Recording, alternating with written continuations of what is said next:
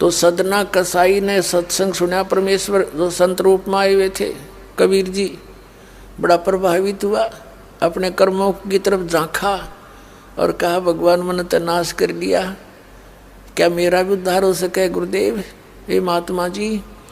तब संत ने कहा, संत रूप में परमात्मा विराजमान थे, कहने लगा भाई आगे पाप करो ना और पिछले माफ हो जाएंगे, इस भक्ति साधन से मैं बताऊंगा ऐसे।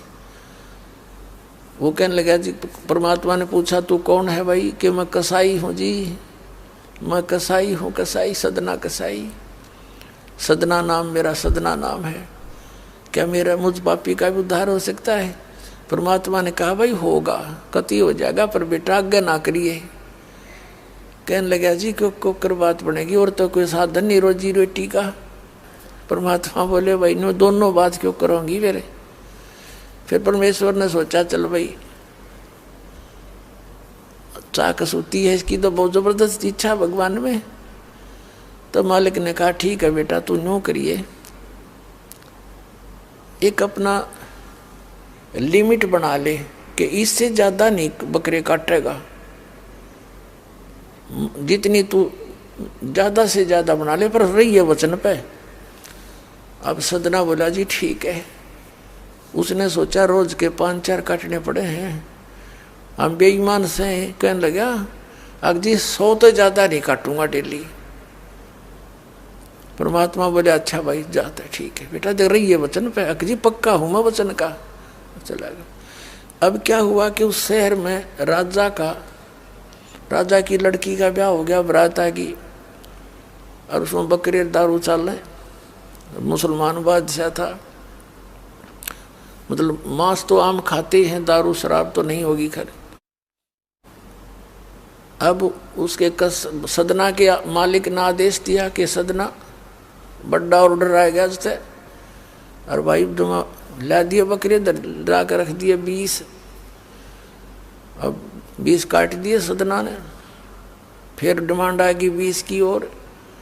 कहने का भाव ये है कि 100 के 100 बकरे कट गए, और सदना ने सोचा हे भगवान कति पूरी बात बनी, हे भगवान आपने प्रण भी आपने रखा, मेरी तो प्रतिज्ञा भी आपने रखी, मांझ 2 के हथियार धर दिए, रहेगी इज्जत आज तक, कति नाश हो गया था। इतने में परमात्मा ने क्या किया, एक बहुत बड़े व्यापारी का रूप बना के पहुंच गया सदना के मालिक के पास और कहा भाई मैंने ऐसे ऐसे कांटेक्ट करना, एग्रीमेंट करना तेरे से, रोज के 20, 30, 50 बकरे चाहिएंगे और मैं ऐसे आगे सप्लाई किया करता हूं। तो बड़ा खुश हो गया वो सदना का मालिक कसाई, कहने लगा भाई ठीक है। और वो बोला जी बाकी एग्रीमेंट कराएंगे सवेरे, अब तो मैं थक रहा हूँ, भूख लाग रही है कि मैं खाना खिलाओ और बढ़िया बढ़िया स्वस्थ बकरे का मांस बनवाना। अब कसाई ने आदर किया नौकर के, सदना इधर आ। अब वो सदन कसाई आ गया, खां जी कि एक बकरा काट फटाफट। और बड़ा व्यापारी आया है, बड़ा एग्रीमेंट हो गया है, वो होगा बड़ी बढ़िया अच्छा। और भोजन तैयार करा, भेज रसोई में। अब सदना के हाथ पैर फूल गए, क्या वाह बात बिगड़ गई भाई, तो ना बनी बात, आज तो प्रतिज्ञा भंग होगी। अब उसने सोचा कि जब बकरा ना काटूंगा तो यो मालिक नौकरी तो निकाल लेगा, और जब बकरा काट दिया तो वचन भंग हो गया, मेरी तो बात बिगड़ गई दोनों तरफ से। तो उसने सोचा एक आदमी का भोजन बनेगा, तो उसने क्या सोचा कि बकरे के नड़े नड़े काट दूं अंडकोश, अब मेरा पर्ण भी रह जाएगा और भोजन भी बन जाएगा एक आदमी का। हथियार उठाया और बकरे के वो नड़े काटने चाहे, बकरा बुलवा दिया परमात्मा ने बोला सदना और देख भाई मर्यादा ना तोड़े, ना जाने कितनी बार तो तू बकरा बन दिया और मैं बना कसाई, और देखियो मैंने तेरे गल काटे हैं, तेरे को ऐसे नहीं काटा जैसे तू काटने जा रहा है। अब सारी रात तड़प कर मरूंगा मैं, तन्ने भी फिर मैं ऐसे ही काटूंगा तेरे को, ये देख लेना। अब बकरा किस सदना किसके बकरे काट रहा था, हाथ मत कर छूट गई, कप खड़ा खड़ा बकरा बोले ना, कटर बैठ गया रोए। मालिक ने बाट देखी, रसोई में आवाज लगाई, रसोई से संदेशा गया जी अभी तक आया नहीं, मटेरियल पदार्थ नहीं आया, बनाऊं क्यों कर।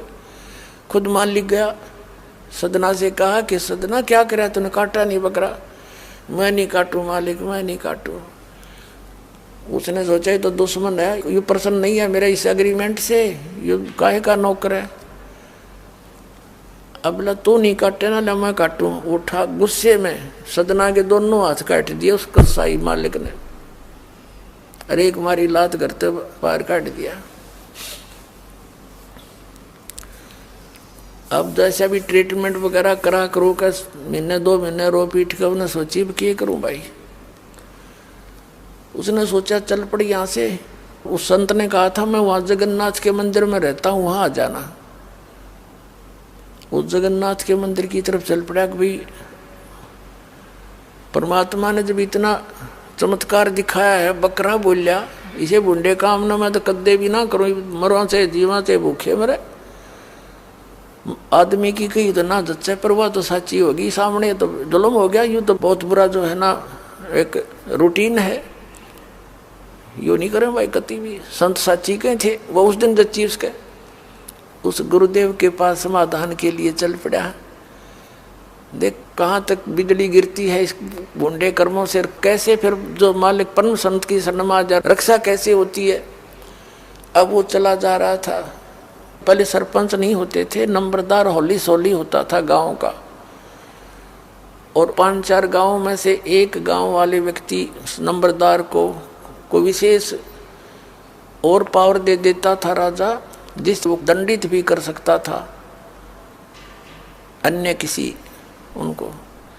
एक नंबरदार के घर पे रास्ते में जा रहा था, नंबरदार के घर पे रुक गया और कहा जी मैं रात न रुकूंगा, मैंने आगे यात्रा पे जाना है, जगन्नाथ में जा रहा हूँ। तो पहले धार्मिक वैसे तो आम व्यक्ति की बहुत इज्जत करता थे अतिथि की। नंबरदार ने सदना को रोक लिया, रुक जा भाई, भाई रोटी खाइए, अलग से व्यवस्था कर दी, खाना खुना खा ठाठ तरह।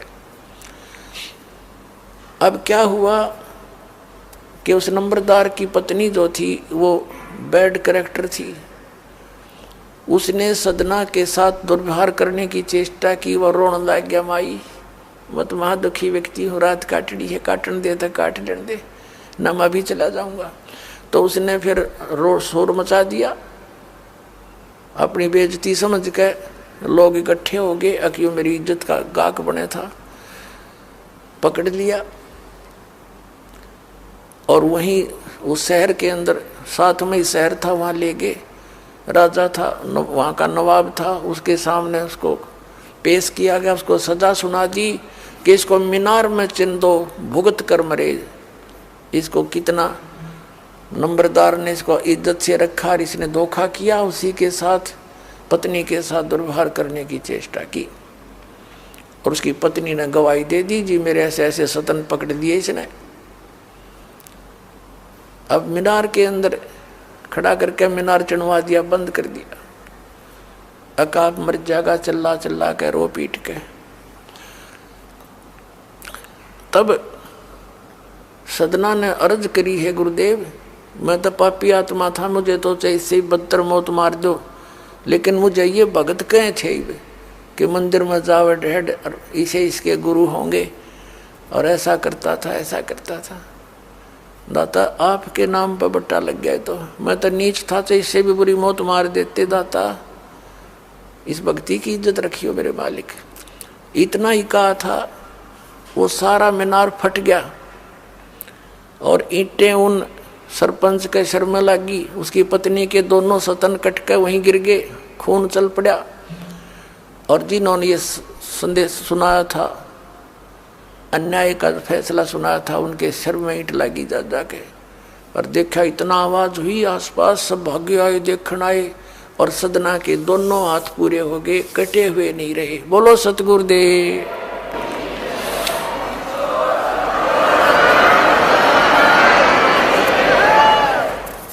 तो कहने का भाव ये पुण्यात्माओं, हम मर्यादा इतनी भारा मान रहे हैं जो भगवान के मार्ग पर चलने वाली, और उनसे ही लाभ होगा।